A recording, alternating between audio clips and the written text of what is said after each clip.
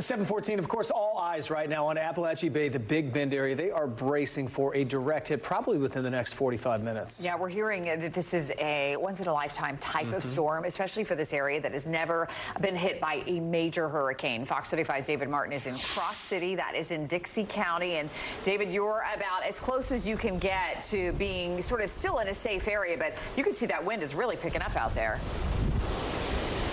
Yeah, you got us at a point where we can tell you this is the worst we've seen this morning here on the eastern side of that wall. We are in Dixie County, okay? Cross City to be exact, at the Putnam Lodge. Built in 1927, it's not a problem. It's withstanding this storm without an issue. But behind me, we're seeing signs down, parts of trees flying everywhere, nothing too surprising here. Power's been flickering on and off as we've been here. We expect we're going to lose power over the next half an hour. It's been really intermittent here. I want to bring in the owner of the Putnam Lodge, Ed. How you doing, Ed? Good. So you've been the owner here for 10 years, but you've been at the lodge for 30. Well, we've been trying to buy it for 30, but we got it 10 years ago, and it's been a journey. Yeah, and you've had storms up and down this area many years. How do you rank Idalia? This is probably a little stronger than anything else we've had. The building's 100 years old, very strong, built very well by the lumber company. You've done some assessment already. You've lost a few trees in the backyard?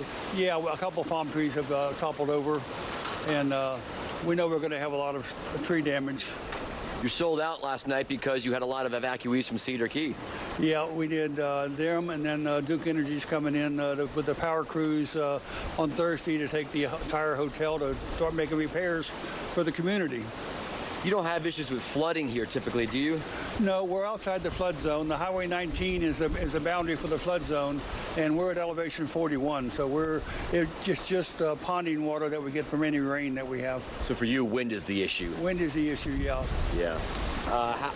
How are the guests faring? I know a lot of them are new to this area and they're new to storms. They're grateful. Most of the guests that aren't officials here are residents that have evacuated from the coast, and we are accepting pets because that's their family. Yeah, of course. Do you have anybody in Cedar Key that you know, or did you live down there? You're from that area, aren't you? No, we're from Tampa. We came up here 30 years ago. We've been up here 30 years. But you know what it's like down there in Cedar Key. We've been following some of our friends down there. Yeah. Storm surge is getting up there.